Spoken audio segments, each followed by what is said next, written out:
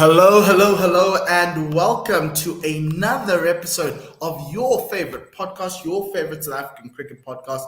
It's the Full Quota podcast.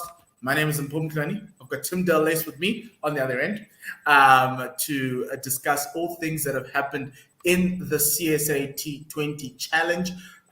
They've been in Gqeberha for about 2 weeks now. Knockout phases are done. And now we're into, actually, the group phases are done. Now we're into the knockout phases. Tim, as always, happy to have you on. How are you doing?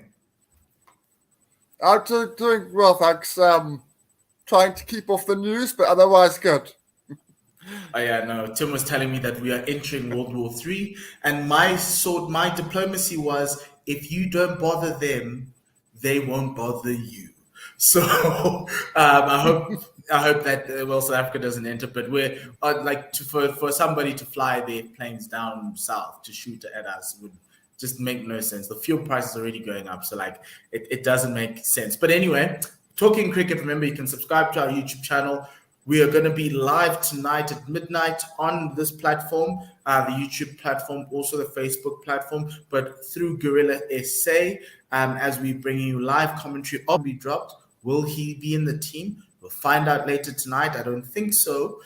Dean spoke about giving a debutante an opportunity to make a play is a little bit tougher, and that kind of gave you an indication that maybe Ryan might not play, even though he did say that patience is running out for Aiden Markram. So, Tim, are you in the Aiden Markram in tonight? Aiden Markram out? No, I'm. Oh, let me put it this way. He should be out, but I think he's going to be in. I think what you said in our last podcast is going to be right. This is going to be the literal last chance saloon for Aiden, and he will probably make runs. He'll probably make a 50 and last another 6 to 8 months. That's what Dean said. Dean said some of these guys are a knock away. He was like, we're a knock away. So I don't know if he's telling Aiden that, but yeah, I kind of felt like it was going to be the chosen one, also known as Pretty Privileged, in Aiden Markram. But so, Tim, CSA T20 Challenge, we're down to the final 4, semi-final 1, Western Province and Western Province and the Paarl Rocks, and semi-final 2, the Titans against the Dolphins. Wait, no, I'm getting it all wrong. Really, I'm getting it all wrong. Titans, Dolphins, Province, Rocks. Yes. Titans, Dolphins, Province, Rocks. Province have won 6 games and lost 1. Titans have won 5 and lost 2, but bonus points wise, Titans have done really well. But we'll talk about those 4 teams later on. Now we decided to talk about the teams that didn't make it. What went wrong for the Lions, the Warriors, the Knights, and the Dragons? Tim, I'm going to start with you. You were looking at the Dragons and the Knights. Let's start with the Dragons. I looked at that team, felt that it was more built for limited overs when they were bringing out the squad. They got the Heino Coons, the Wesley Marshalls, some very big power hitters. Some also, it's a land of all-rounders in Northwest, because they have 4 all-rounders in Muchisami, Pretorius, Delano Potgieter, Duan Janssen. So you would have expected them to do quite well at this tournament, and they had moments. But at the final hurdle, it just never got there. That extra quality seems to be missing from you. Well, how do you see that Northwest side? Yeah, look, the Northwest side, they started off really well. They won their first couple of games, and when they lost the Super Over against the Dolphins, that was it. Once they lost the Super Over, it was as if the spirit just completely left them. From that moment, they just fell away, and they couldn't. All the momentum that they had in those first 2 games was completely sapped. If you look a bit deeper in it, those names that you mentioned, they needed Marshall, Muthusami, Pretorius, and Kun. Those guys in particular to do well, and to do well with the bat in particular. And they didn't fire. Wesley Marshall in his first 2 games scored runs. His strike rate was 140 plus. Yes. He was doing really well. But then, when he stopped scoring runs, Northwest stopped scoring runs. And that was a huge problem. It was only towards the last game. Yeah? Speaking about that, what about Heino Kuhn? Because he's the Kolpak, the former Kolpak coming into the side. He has a T20 reputation. He just only arrived in the last game at the wrong time. I just think, for me, Wesley Marshall was knocking at the door for Proteas selection for this World Cup, in my opinion. He's now lost that opportunity. He had a great opportunity. Okay. He was in good space, and he didn't take it. Heinekun's reaching the end. His powers are beyond him now. He's still a good servant to South African cricket. He could probably play another year. But I think we saw particularly in this tournament that those runs that he's going to get are going to happen seldom. They're not going to be there on a regular basis. His powers that were there, he was a good cricketer, but I just think he's come to the end now.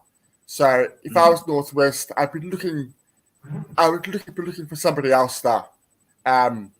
Particularly as well with Nicky now focusing more on his life after cricket. If I was them, I'd be thinking we need to find somebody else.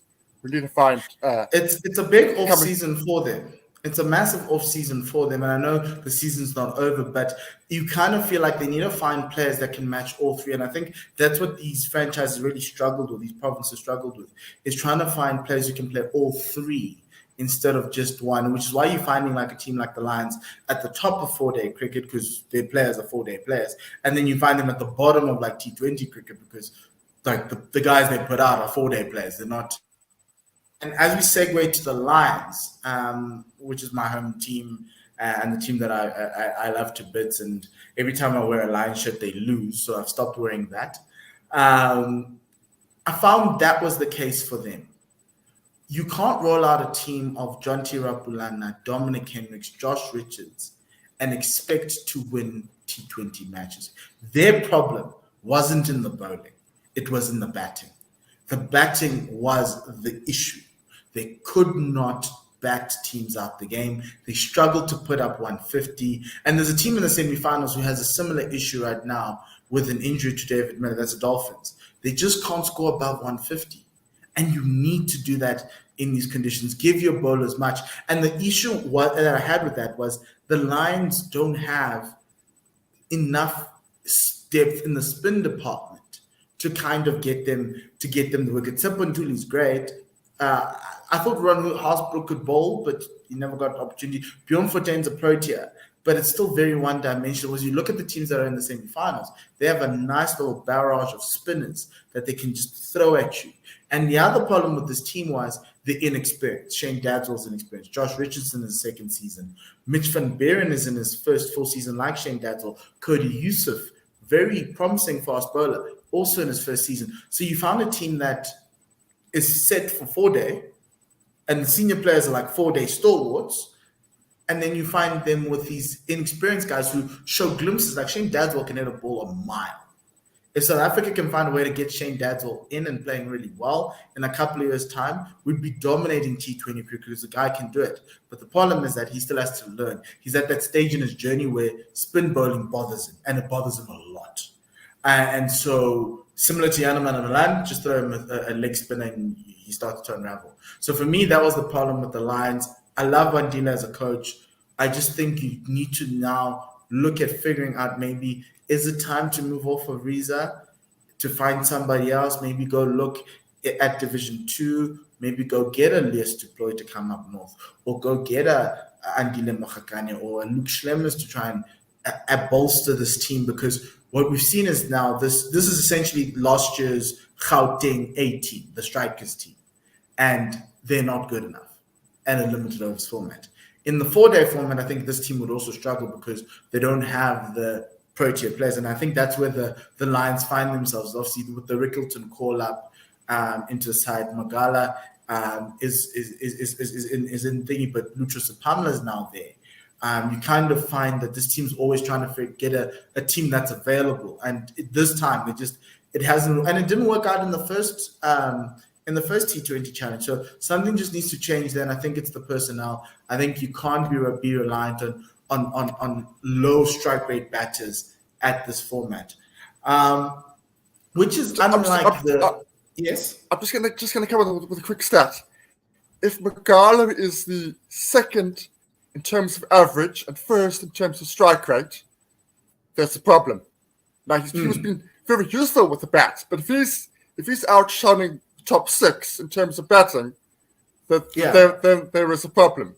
Yeah, I'm happy for Sasanda because now because now it's like he's got a role in the approaches like with the bat as well. He can come in now. Yes, his bowling, everyone doesn't like. Everyone thinks he's not good enough for international cricket, but he's the best death bowler in the country by a mile. Okay, not a mile, because I think Nokia could do it if you just honed him into bowling thingies. But he's an option as a bowling all-rounder, lower down the order, maybe even at a number 7, because of what he can do in terms of the power hitting that he showed. But obviously, there's a step up in class at international cricket, so you're going to have to try. But I'd try it in India to see if he can give you something with the bat and give him that additional responsibility, because that balances the side a little bit better. The next team, Tim, the Warriors. I think let's do the Knights first, and we'll do the Warriors. The Knights. Without Riley Rousseau, they just I don't know. Look, they're just a really poor side. And you knew that once Riley had gone, the reliance was going to fall onto Pite, Behardine, Fontonda, and they all had poor tournaments.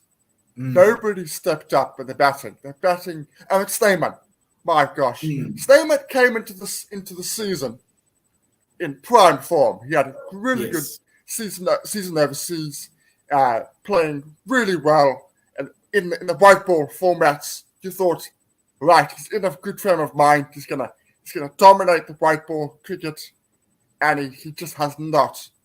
He only when the Knights were knocked out did he perform. That tells you everything. When they needed him to perform, they needed runs to the top of the order. Behardine, Pite did not perform. The other worrying thing for me, particularly when you've got Alan Donald as coach, is Michael Pistorius and George Coetzee. They're bowling. Whether it was at the death, whether it was in the middle overs, it didn't matter where it was. They've got a lot of work to get high honours. There's a lot of talk about Michael Pistorius. 12 months ago, I was thinking he was going to be, maybe a team selection. He had a good CPL, Caribbean Premier League. That's very, very disappointing. Particularly when you've got Alan Donald as your coach, who has had a huge impact all around the world with bowling attacks. Also, when you're playing at PE, their spin bowling, the lack of spin bowling, they're having to rely on Stayman. I mean, he's okay for an over or two, but he's it's a huge problem. It's another team that I think needs a major rethink. I think not all four teams, 3 of the teams we've spoken about need a major rethink in terms of how they're tackled. But between them and the Dragons, I think they need to try to figure out how they're going to go forward, because this squad is not competitive across all 3 formats. Yes, maybe they had a lightning in the bottle on their home turf in that first T20 challenge, but like without Riley Rousseau, there's nothing. And even in the 4-day setup, there's nothing. It's you just ask yourself, where's this franchise going? They've been, and it's not like Northwest where they knew and they're trying to learn and they're trying to sort themselves out. These guys have been there. They've been in the franchise. And they've got huge experience at the squad. Huge exactly. Experience. So I just didn't get what it's like every time I watched it, my question was, what are we doing? Like, what's the plan? And at least with like all the other teams that were losing, you kind of saw that they had a bit of a plan, but they just didn't have the quality to execute it, or they were woefully off form. Here it was, guys, you just threw 11 players on the field and you just told them to play. And they got a hiding to nothing. And to win only 2 games. I know the Lions also just won 2 games and the Warriors won 2 games, but they are essentially they were horrible, truly, truly horrible to watch. And I'm not I know I should be mincing my words, but like there needs to be some sort of a rethink there. And even in the 4-day stuff, like you just stay going, but guys, like what are we trying to do? Yes, you're getting draws out of Bloom, but the better teams are gonna you can't even compete, and that's the sad part about the Knights. They just couldn't compete. The last team, the Warriors, they really disappointed. They had flashes. They play a brand of cricket I like. I really do like the way in which Robbie P sets his team up, the aggressive nature that they play with. They seemed like the surprise package of the tournament starting out, because they didn't have the big name stars, but they had power hitters in Van Libba and John. They had Tristan Stubbs, who we saw glimpses of last year, so we kind of knew what they were going to get. And then also they had like bowling attack that also could cause problems, and they were playing at home. Dane Patterson's not bad. Tian van Vieren, I think that's his name. He did quite well in the app as a bit of a replacement to Anrich. And then you had Lizo Makosi, you had all these other spinners hanging around that Warriors set up, and it just never got going. There were some moments where you're like, okay, they can still do it, but at the end of the day, Tristan Stubbs was the only shining light on that side, and he shone, and nobody else shone. Yeah. The other thing I think Robbie got wrong was the tactics, which I thought was very strange. So the other 3 teams who got big problems, I think the Warriors is minor. It's minor issues. They were very close to making the semi-finals. The lack of spin bowling. You said yourself, they got 3 spinners, and it was only the last game where they said, right, we're going to bowl majority spin. Okay, they lost. They still lost, but that was the right way to go. It was the right way to bowl 12 overs of spin, and I think they bowled 18. They bowled 18 overs of spin in the last game. That was the right way to go. In the beginning, it was Van Vuren, Patterson, Mnyaka, all playing. I just couldn't understand it. It made no sense to me. And they put one spinner. Other times they maybe might have had 2. So I think that was the problem for me. And then they probably didn't get enough from John and Rosier and those guys at the top in terms of the runs. But for me, it was the lack of the use of spin bowling in their home ground, which I found very, very confusing. So my thing about that, like I love Lesiba Mwepe, and I think he's really good for that side. He gives them handy runs. Tristan Stubbs, number 1 run scorer in the regular, I'm going to call it the regular season, but the group stages, he had a high strike rate. He should be in the Proteas side, and I'm happy about Lesiba, but everybody else just didn't come. And my worry was Sinatema Klashile.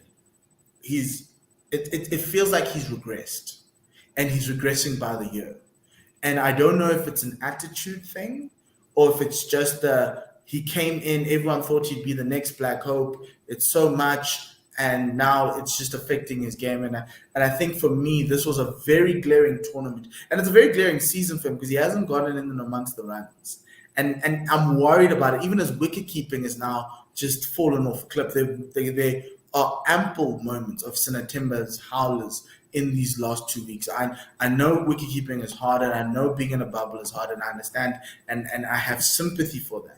But in a time where everyone was expecting him over the last 2 seasons to take a step up, he's actually taken a step down, and that's very worrying. Yeah, it is. Look, I don't think this is his best format. if you just look at the last game, you had he made some runs, but you had Rudy second at number 8. Now Rudy second is a really good quality batsman.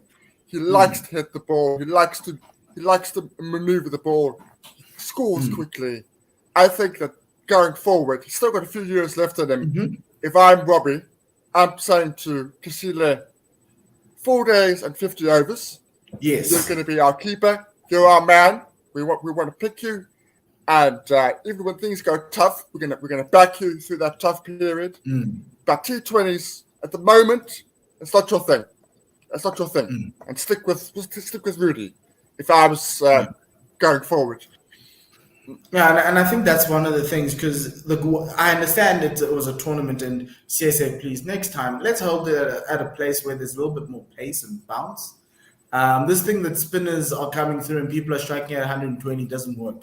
And I think for me, that was the one thing about all 4 teams, Tim, is that from a batting perspective, they just batted at very low strike rates. The 4 teams in the semifinals, worried about them too. But that's what characterized these 4. Outside of the bowling and the fielding, which I think everyone was bad, and there's some quality guys here and there, and you have moments like the Johannes Diseko moment against the Lions, and you also had Senran Mutusami coming through in the wickets for the Dragons, and all of those guys, and you had your moments. The batting out of those 4 teams was what is the reason why they're not here. Tristan Stubbs 80 off 35 was them trying to chase 219, and they could only end up with 180, and they lost. It was a losing cause, so he didn't get any help with a team that had a very strong side. Like that Warrior side, from a batting perspective, was strong, and I think that's the one thing that needs to be worked on throughout the tournament. I think the bowling was of an okay-ish standard, and for these guys, but obviously their guys were better, but the batting was woeful at best at times. Enoch said it best when he was interviewed by Khalid. He said it's mindset. He said it's nonsense that you can't make 200 on those pitches. He said it's mindset. And there was a 200, but there was one 200. They needed to be more. I know in that interview, guys making 180, 190 on a consistent basis. So I think it's true. As much as the pitches were favouring spin, I think that there were opportunities. I go back to what I said about Wesley Marshall. I think this was a lost opportunity for Wesley. Somebody like him. I really, really do. He could have really made a name for himself in this tournament, and he didn't take it. Snowman is the same. I think Snowman the Knights could really have made a name for himself. There's an opening in that Proteas setup to start explosively. There's an opening there with Janneman Malan or Quentin de Kock. There is an opening there. And the guys that could have been in there, they didn't take their chance. Yeah, and if you look at Vian Libba as well, couldn't take the chance. The only person who did take the chance was Tristan Stubbs. And we're all going to riot if Tristan Stubbs isn't playing in that India T20 series, even against Bangladesh in the ODIs.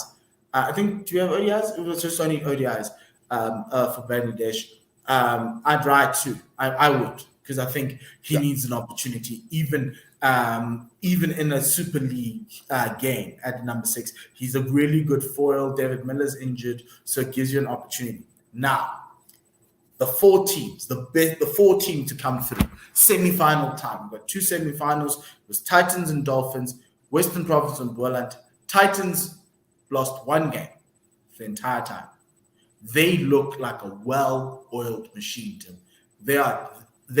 Are they as good as advertised? I think the difference here is Aaron Pankiso. I don't know if they are as good as they advertised. I tend to think that I think the Prophets are. I know I'm in Cape Town. I know that we'll get into that. They've been poor this season, but I just think they'll. In terms of, I think that they do their job very, very well. I will say that, and they're doing it without Quentin de Kock firing. Quentin de Kock is doing okay. He's not doing anything more than okay. He's not blowing people out the water. The people that are higher above him, Millers, Levy's, Wesley Marshall, Snyman, Nkupi, Stubbs, have all got better strike rates than he has. There's a lot of guys that are striking it better than Quinton. But I think that I think Owen Pangiso has been excellent. Lazard Williams has been excellent. I think their bowling, is winning them games, and it's won them a couple of games where perhaps they were a bit lucky to win. Perhaps they shouldn't have won in the last few overs. I rank this bowling attack for the Titans as the best in the tournament. I think it's them, then you get Province and the Dolphins, and you can decide who you can argue amongst yourselves, and then you have the Paul Rocks as fourth. And to me, that's what's going to win this game, unless, and we've spoken about the batting a couple of minutes ago, unless a team, as Enoch Nkwe said, gets the mindset of trying to put up 180. Anything above 170 wins you the game. You don't need your bowlers anymore, unless if they have like a horrible time. And I look at this Titans team, and I know they have the capability to do that. It's been something we've been bemoaning even in that first T20 tournament, that they are, what do you call it? They're not hitting the straps from a batting perspective. And they're getting 140s, 150s. It's slow strike rates. And we can't be playing the pitches anymore, guys. And so for me, that's the thing. But their bowling has stepped up, and that's the difference between now and then. Was that from a bowling perspective, they are much better. Pangiso's doing well. Dala, Lazard's doing well. Maybe because and I think because they had Lazard, because previously they didn't have Lazard, they had Junior Dala. They didn't use him, was injured. They were trying to go with Corbin Bosch.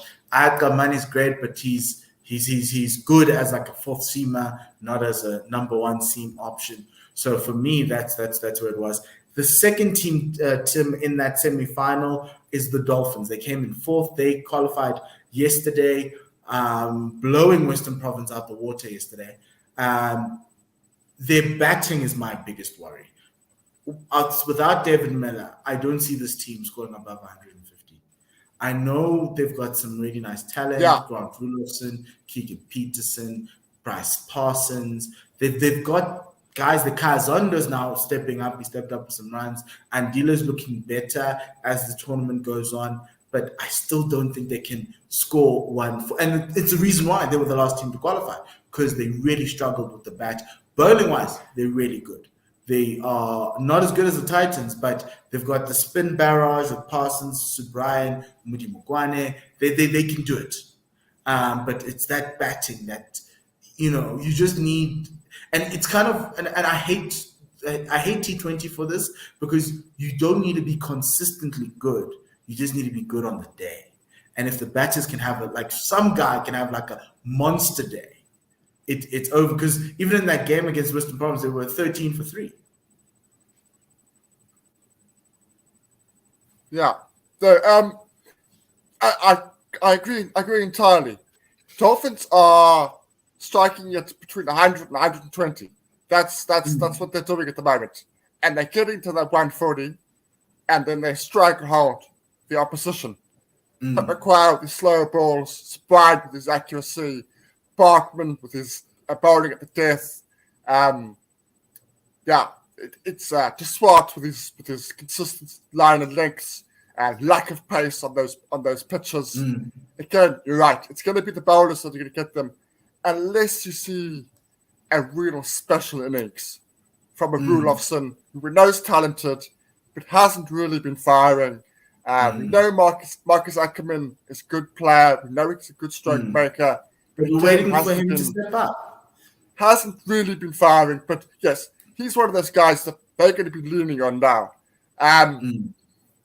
You do, if you're a Dolphins fan, you do worry. You're not getting enough runs from those sort of all-rounders. Just Swartz, Parsons, Smith. They're not making the runs. They're doing well with the ball. They're not making enough runs, and that is problematic. Not having Miller is huge. But as you say, it doesn't matter. They could win. They could win on the semi-final. If they bowl properly, they restrict their team, the opposition. It's going to be the bowlers. Which bowlers come out top will win the game. No doubt about it. So who do you think is going to win that first semi-final? Where are you putting your money on? I'm going to have to go with the Titans, but only just. I'm going to have to go. If it was Miller, then it's Dolphins. No Miller. I'm going with Titans. I just think that their momentum is better, whereas the Dolphins squeaked in. What I noticed was when they were losing, the coaching setup didn't fluster. Other coaching setups were scratching their heads, they were walking up and down. Imi just said, you know what? We'll come back tomorrow. It's a bad day. We'll come back tomorrow, put in a better effort. And that's what they've done. They've just said 1 foot backwards, 1 foot forwards. And they've just managed to sneak their way in. They know how to win trophies. That's one thing. So yes. Yeah. So, I think I'm going to go with the Titans on this one. But if the Dolphins do end up winning the toss and batting first, I think that's the best way they can win that semi-final. Bat first, put something down, and then hope your bowlers can strangle this Titan side that's not firing on all cylinders, that also is struggling with the bat, and you might find yourself in a good space. The final game, the second semi-final, Western Province and the Paarl Rocks. The way I see this one, I think Province are an all-round team. I think the game against the Dolphins was an aberration, and sometimes you gotta lose at the right time. I don't know if this is the right time. It's giving me England World Cup vibes, where you'll lose to South Africa and then lose out in the semi-final. You're out, even though you had a great tournament coming in. So I'm really worried about that. So we just want to see how the bounce back ability. Very experienced side, and that's what Province are bringing to the table. They've got a lot of experience. Parnell, Richard Levy. They've got Bashir Walters. They've got Dane Villas. So they're very experienced. But then the kid, Junaid Dawood, he is that X factor for this team. He is keeping them in games. He's winning them games, making plays for this Province side. Over and above the batting, I think they've shared the batting responsibilities equally amongst the 7 or 8 batters that they have, which is good to see, because if someone's not having a good day, someone else will come in. It's not like everyone's failing. So that's a good thing about them. But the bowling, Junaid Dawood has stepped up. He has done an incredible job. I'm really impressed by him. I love leg spinners, but he has been good. George Linder's also been good. They've played a lot more spin. And if you look at the teams that are in the semi-finals, they are spin heavy. 2-3 spinners in a game. Minimum 10 overs of spin a game. And this Western Province team can beat anybody on their day. But against the Rocks, who also have some very good spinners, Sean van Berg, remember, he's very good. Sia Mahima can cause problems at the top. And so too, Michael Copeland with the lovely sunglasses. He's also someone who I look to. Their fast bowling is an issue. That is one of the reasons why I have them as the 4th bowling attack. But you cannot look away from Peter and Janneman at the top. You cannot run away from that. And also Christian Jonker in the middle order. So I look at this as a derby, so it's going to be tight. I do think Western Province will get through because they're a much better quality side. But if there ever was a chance for Paarl to win the game, it would have to rely on those brothers at the top. Yeah, I totally agree. I think if the Rocks are going to win, their 3 spinners, they have to play all 3. Their 3 spinners are going to have to do well. If they have one of them or 2 of them has bad days, Province win it. Yes. That pace attack from Boland has had a poor tournament, not getting wickets, and they've been expensive. They've been expensive as well. Hardest has been very expensive. Do you feel that Paarl is lucky to be there? Even though they finished in 3rd, I didn't expect them to make it in. I know what they are, and I kind of felt like they're in largely because everybody else was just having a poor tournament, not because they played better cricket. It's quite possible. I thought you could easily swap the Dolphins for the Rocks in the way that they've gone into the competition, into the semifinals. Dolphins have been inconsistent. The Rocks, I think, have been quite consistent, but their batting has been consistently reliant on the Yanaman Malam brothers with the occasional Yonker innings. And that is a problem. That is a problem. Whereas Province have had runs from Tony, Vilas, Levy, Linda, Mikajima. They've had runs throughout their top. Everybody's chipped in at some stage, whereas the Rocks haven't. That is a problem. You look at somebody like Clyde Fontaine. Clyde Fontaine in the earlier T20 competition was fantastic. Amazing. Absolutely fantastic. So I thought, wow, he's going to have another good tournament. He's good frame of mind. My goodness me, was I wrong? He's had Farisco Adams. It feels like it's like a Cinderella story with Farisco and Clyde Fontaine. It's like it's after midnight now, and they're just back to being their average cricketing selves. And it's disappointing. But as you say, if you're going to be reliant on like Farisco Adams to score you runs to win you games, that's not going to happen. You're staring a defeat in the face. Even though I think Farisco is one of the most underrated limited overs bowlers in the country. I think he's got lots of skills, but that's why this team's bowling attack isn't as great. Because Farisco is great, but the other fast bowlers aren't that good. And I think you need to go 3-2 spin heavy. But the problem is those spinners don't bat. So you find yourself in a situation where you're like, okay, my batting order, my tail is long, and I'm reliant on two guys at the top, and maybe a third if he comes through. So I don't see Paul getting through this. But as we always say, Tim, in T20, somebody can have an insane day with the bat, and it's a batsman's game, and it just ends up being that way. Tim, who do you think's coming through? Are you picking Western Province to come through that second semi-final? I'm picking Western Province. I'm picking a Western Province Titans final. Yeah, that's similar with me. You're going Western Province in the final. I'm going Titans in the final, right? Fair enough. Oh, do you want to go? Do you want to stick with the men in the north? No. I think Province will sneak it. I think Province will sneak it. It's not going to be easy. It's going to be a difficult game, difficult one to predict. And for me, largely due to the fact that Quinton de Kock can win a game on his own.